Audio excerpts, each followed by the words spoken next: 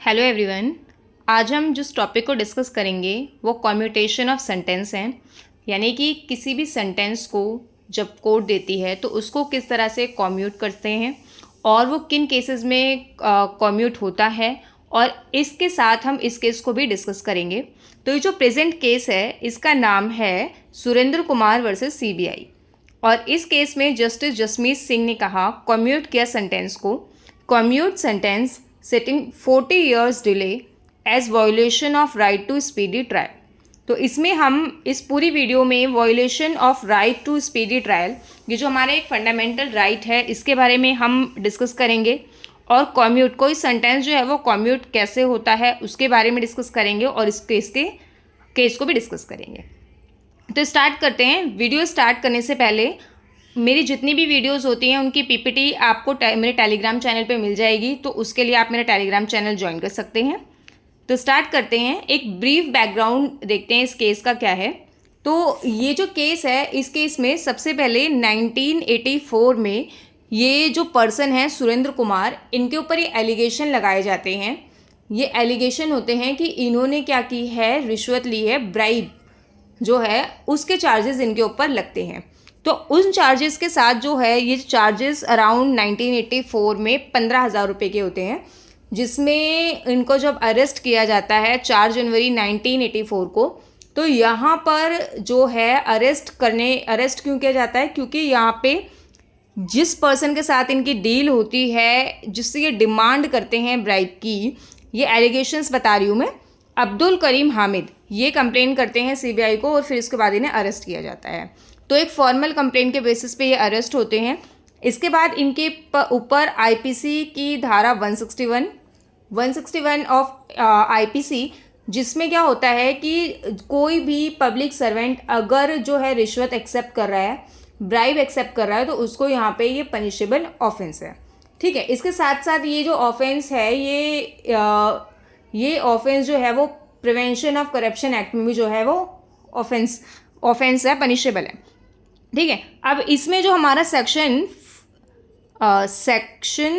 5 of prevention of corruption act का जो है, ये कहता है कि सेक्शन 5 प्रोसीजर बता रहा है, ये प्रोसीजर एंड पावर, प्रोसीजर और पावर जो है, जो स्पेशल जजेस होते हैं उनकी बता रहा है, स्पेशल जजेस की पावर। तो इसमें जो है ये केस इनका बनता है, और उसके साथ 161 जो है, 161 ये ब्राइब के लिए है। जब आप ब्राइब लेते हो, एक्सेप्ट करते हो, तो एक पनिशेबल ऑफेंस होता है। तो ये पूरा केस चलता है। तो ये केस स्टार्ट होता है आपका 1984 में। अब इसके टाइमलाइन थोड़ी सी देखते हैं ताकि हम इसे समझ पाएँ कि इसमें इतना डिले जो है, अगर किसी भी केस में डिले अनरीजनेबल है, अनरीजनेबल डिले बहुत ज़्यादा डिले है, तो अगर उस केस में किसी को जस्टिस मिलता है, या अगर किसी के भी फेवर में डिसीजन जाता है, तो वहाँ पर जो है वो प्रॉपर जस्टिस नहीं होता है। जैसे कि ये 1984 में यहाँ पर पूरा जो है वो सिनेरियो सामने आता है, और उस पर्सन को अरेस्ट किया जाता है 1984 में। उसके बाद पूरा ट्रायल चलता है। ट्रायल चलने के बाद सारे विटनेस एग्जामिन होते हैं, और 2002 में पूरा डिसीजन आता है इस केस का, और उस डिसीजन में यहाँ पे 2 साल की सज़ा जो है वो 161 के सेक्शन में यहाँ पे इसको दी जाती है, और जो प्रिवेंशन ऑफ करप्शन एक्ट है उसके अंडर में भी यहाँ पे प्रिवेंशन ऑफ करप्शन एक्ट में भी उसको सज़ा दी जाती है। तो दोनों जिसकी सज़ा हैं वो कॉन्करेंट रूप से चलती हैं, एक साथ चलती हैं, और यहाँ पे उसके ऊपर फाइन भी लगाया जाता है। तो यहाँ पर जो सुरेंद्र कुमार हैं वो फाइन पे कर देते हैं, लेकिन बाद में वो अपील में चले जाते हैं, और अपील में वो जाते हैं 374 ऑफ सीआरपीसी। 374 ऑफ सीआरपीसी जो है, इस सेक्शन के अंडर में वो अपील में चले जाते हैं। अब जब वो अपील में जाते हैं तो वो फाइन पे कर देते हैं, लेकिन अपील में जाने के बाद वो सेंटेंस माफ़ी के लिए नहीं, वो सेंटेंस को कम करने के लिए उस अपील में जाते हैं, और अपील का जो ईयर है वो आपको 2002 से शुरू हो जाता है। अब 374 ऑफ सीआरपीसी में बेसिकली जो कन्विक्शंस होते हैं, कन्विक्शंस के अगेंस्ट आप अपील कर सकते हैं। तो इसमें कोई भी कन्विक्टेड पर्सन जो है, ट्रायल कोर्ट के किसी भी कोर्ट के डिसीजन के अगेंस्ट अगर उसको कन्विक्शन होता है तो वो अपील करता है। ठीक है, तो ये होता है। इसके बाद यहाँ पे अपील करने के बाद 2025 में रिसेंटली ही यहाँ पे इस केस की जो है वो जजमेंट आती है, और 19 ईयर्स तो हैं यहाँ पे इनके पहले डिसीजन आने में लगते हैं, और अपील के बाद यहाँ पे अराउंड 23 ईयर्स, 22 टू 23 ईयर्स जो हैं इस पूरे टाइम में लगते हैं पूरे केस को डिस्पोज ऑफ होने में, पूरे अपील को सुनने में। तो यहाँ पे अराउंड 40 ईयर्स जो हैं, 40 टू 41 ईयर्स जो हैं पूरा इसका टाइम लगता है। तो यहाँ पर ये जो अपील है ये 22 साल तक पेंडिंग रहती है इसके फाइनल डिस्पोजल से पहले। तो यहाँ पर जो इसके साथ इस केस में राइट टू स्पीडी ट्रायल है, जो हमारे क्रिमिनल जस्टिस सिस्टम में यूज़ होता है, राइट टू स्पीडी ट्रायल जो है वो एक केस के थ्रू एक यहाँ पे राइट बनाया गया था। उस केस का नाम आप कमेंट सेक्शन में लिखेंगे, वरना मैं वीडियो के एंड में तो बताऊंगी। तो इसमें जो है राइट टू स्पीडी ट्रायल का जो है वो वायोलेशन होता है, और इस केस में जो कोर्ट है ये पूरे करप्शन केस को देखती है।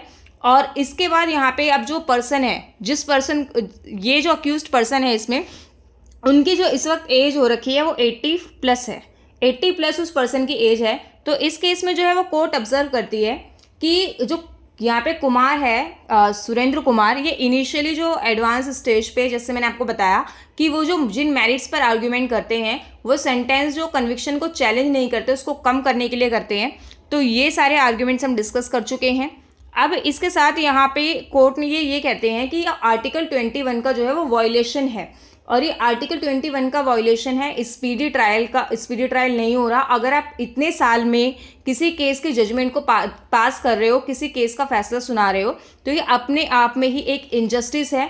और इसके साथ ही कोर्ट यहाँ पे जो कुमार हैं, सुरेंद्र कुमार, उनकी करंट एज जो अराउंड 90 ईयर्स है उसको देखते हैं। उसके सारे जो यहाँ पे क्लीन एंटीसेडेंट को देखते हैं, एंटीसेडेंट को, कि इनका क्लीन पास्ट रहा है, इन्होंने कोई भी प्रोसीडिंग में कभी इनऑर्डिनेट डिले नहीं किया है। इनकी हेल्थ कंडीशन को देखते हैं, इनकी एज के अकॉर्डिंग देखते हैं, और उनकी जो भी सारी जो भी इनकी इम्प्रिजनमेंट होती है उस सभी को यहाँ पे कम्यूट कर देते हैं। तो अब हम देखते हैं यहाँ पे कम्यूटेशन ऑफ सेंटेंस है क्या। सबसे पहले तो जो हमारा सेक्शन 5 ऑफ BNS है, भारतीय न्याय संहिता। भारतीय न्याय संहिता इसने एक फंडामेंटल जो प्रोविज़न है कम्यूटेशन ऑफ सेंटेंस को, इसको एम्पावर किया है एप्रोप्रिएट गवर्नमेंट को। यानी जिस गवर्नमेंट ने सज़ा दी है, चाहे ट्रायल कोर्ट ने सज़ा दी है, चाहे सेशन ने सज़ा दी है, तो जिस भी कोर्ट ने सज़ा दी है वही कोर्ट क्या होगी, एप्रोप्रिएट कोर्ट होगी, और वही कोर्ट उस सज़ा को क्या कर सकती है, वो कम्यूट कर सकती है। जैसे कि मान लीजिए अगर किसी कोर्ट ने 7 साल की सज़ा दी है, तो जिस कोर्ट ने उसको 7 साल की सज़ा दी है वही कोर्ट जो है यहाँ पे क्या कर सकती है, उसकी 7 साल की सज़ा को चेंज कर सकती है, कम्यूट कर सकती है, कम कर सकती है। और यहाँ पे उस पर्सन की जो ऑफेंडर होता है, जिसको सज़ा दी है, उसकी यहाँ पे कंसेंट की ज़रूरत नहीं है। कई बार ये क्वेश्चन आता है। तो कोई सा भी यहाँ पे पनिशमेंट, कोई सी भी टाइप की पनिशमेंट हो, इम्प्रिजनमेंट हो, डेथ सेंटेंस हो, लाइफ इम्प्रिजनमेंट हो, उसको कम्यूट करने के लिए ऑफेंडर पर्सन के कंसेंट की ज़रूरत नहीं है। और ये जो कम्यूटेशन का प्रोविज़न है ये 474 BNSS यानी कि भारतीय नागरिक सुरक्षा जो संहिता है, इसका सेक्शन 474 जो है वो कम्यूट की पावर दे रहा है, और ये पावर एप्रोप्रिएट गवर्नमेंट को दी है बिना उस पर्सन के कंसेंट के। तो यहाँ पे जो सेक्शन 434 है आपका, सेक्शन 434 अगर हम देखें तो उसमें जो है यहाँ पे डेथ सेंटेंस को आप किस में कन्वर्ट कर सकते हो, इम्प्रिजनमेंट फॉर लाइफ में कन्वर्ट कर सकते हो। और इसके साथ ही यहाँ पे जैसे कि इम्प्रिजनमेंट फॉर लाइफ है तो आप उसको एटलीस्ट 7 साल से कम नहीं करोगे। तो ये सारी चीज़ें हैं। अगर 7 साल या उससे ज़्यादा की सज़ा है तो आप 3 साल तक करोगे।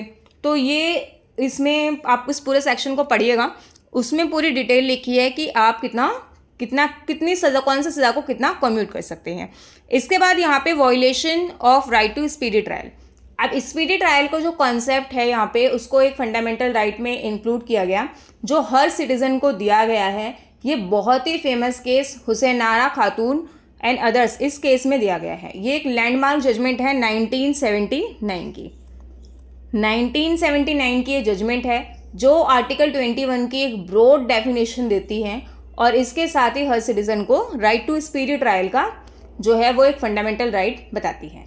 अब इसके साथ ही यहाँ पे जब कोर्ट ये आइडेंटिफाई करता है कि यहाँ पे वॉयलेशन हो रहा है राइट टू स्पीडी ट्रायल का, तो ऐसे केसेस में कोर्ट कुछ रेमेडीज देता है ऑफेंडर को। तो जैसे कि यहाँ पे क्रिमिनल प्रोसीडिंग्स क्वैश की जाती है, सेंटेंस को रिड्यूस किया जाता है, ट्रायल को एक्सपेडिशली जो है वो समअप करने के लिए कहा जाता है। कोर्ट यहाँ पे देखता है कि जैसे सुप्रीम कोर्ट का यहाँ पे दिया गया है कि with the supreme court establishing that prolong trial period may be considered as significant mitigating factor in sentencing. ठीक है, तो सेंटेंस देते हुए भी इस चीज़ को कंसिडर किया जाएगा कि how long the trial is going on, trial कितना लंबा चल रहा है इसको देखा जाएगा। तो इसके साथ ही यहाँ पे the enforcement of right to speedy trial requires court to balance the interest of justice, public safety and individual rights, ensuring that the remedy does not compromise the integrity of the criminal justice system while addressing the violation of constitutional right। तो constitutional right और fundamental right जो हैं इन सभी को हमें ध्यान में रखना है और जो क्रिमिनल जस्टिस है इसकी इंटीग्रिटी से कॉम्प्रोमाइज़ नहीं होने देना। तो इस पूरी वीडियो में ये है कि हमने इसमें सेक्शन 4 यहाँ पे हमने 474 पढ़ा और यहाँ पे हमने 374 भी पढ़ा है। तो ये जो हमने प्रोविजंस पढ़े हैं आप इन्हें डिटेल में पढ़िएगा। That's all for today, thank you.